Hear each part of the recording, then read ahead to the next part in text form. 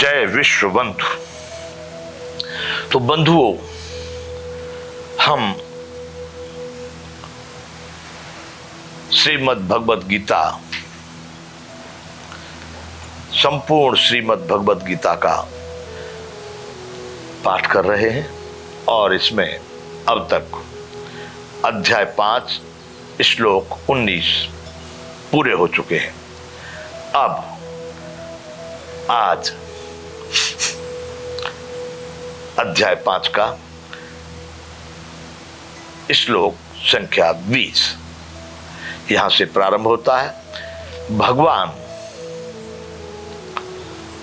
यहां यह संवाद श्री कृष्ण भगवान और अर्जुन का कुरुक्षेत्र में हो रहा हुआ है। तो यहां कह रहे हैं, न प्रहिष्येत प्रियम प्राप्य न उद्वेजेत प्राप्य अप्रियम स्थिरबुद्ध असमूढ़ ब्रह्मविद ब्राह्मण स्थितः। हे अर्जुन, जो व्यक्ति प्रिय को प्राप्त होकर के बहुत हर्षित नहीं होता, ज्यादा स्पृहा में नहीं आता, अभिप्राय के कुछ अहंकार नहीं करता और अप्रिय वस्तु को प्राप्त होकर के उद्वेग नहीं करता, गुस्सा नहीं करता, अनेक प्रकार के किसी प्रकार के विघ्न में नहीं पड़ता,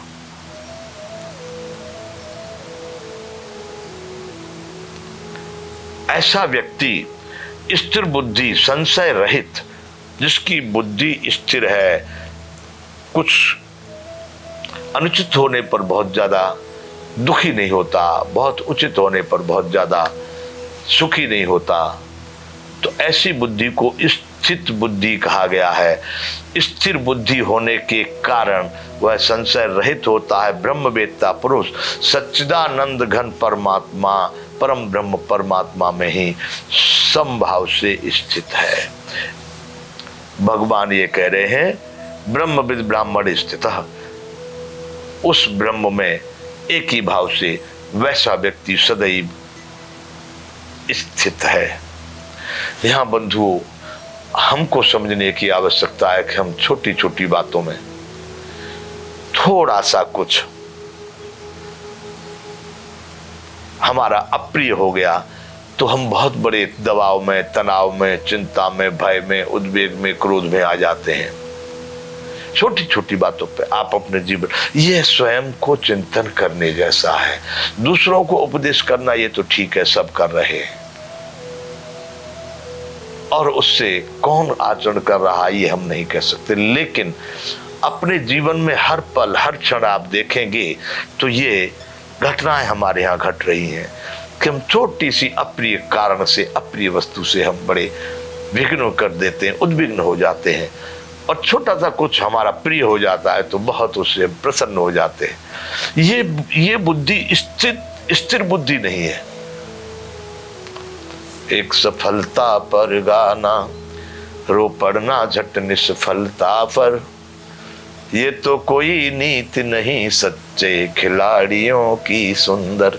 साधारण से किसी ने लिखा है, एक बार सफल हो गए तो बहुत उछलने लगे और एक बार असफल हो गए तो बहुत रोने लगे।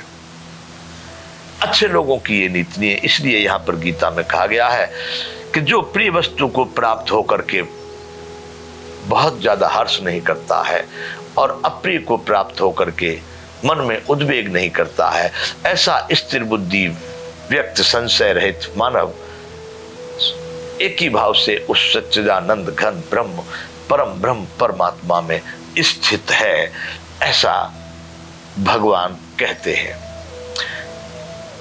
अब अध्याय 5 श्लोक संख्या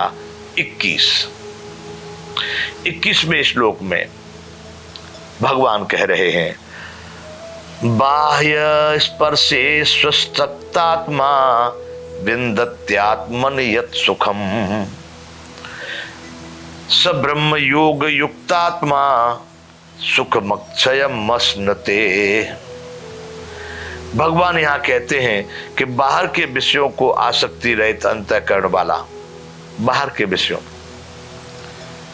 रूप रस स्पर्श गंध और शब्द से जो कुछ बाहर में समझने में आ रहा है,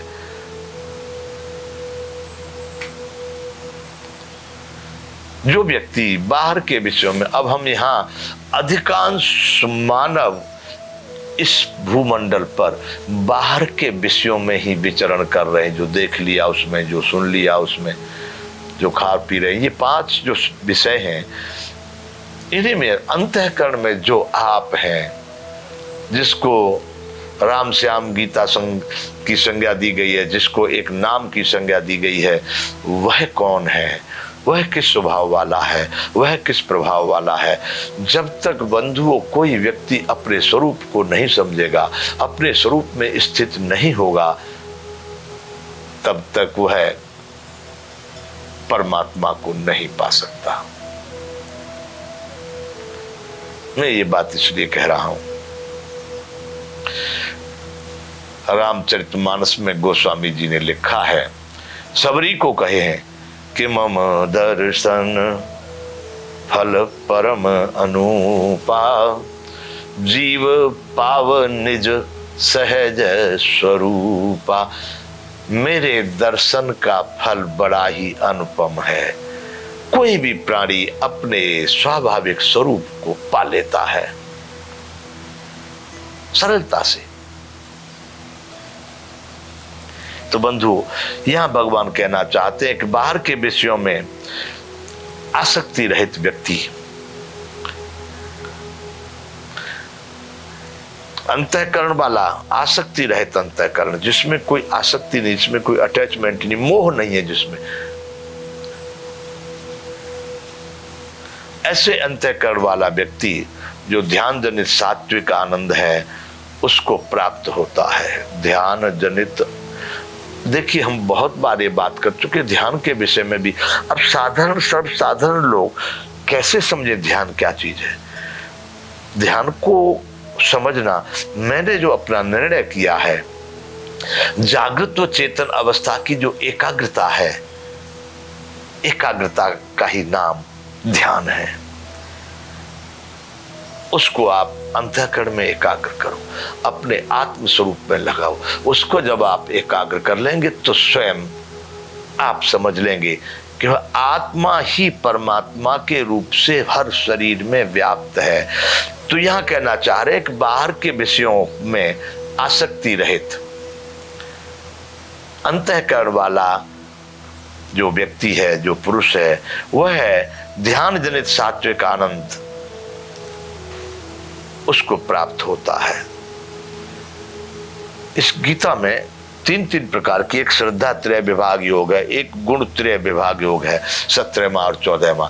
इनमें 3 प्रकार बताए, सात्विक, राजस और तामस।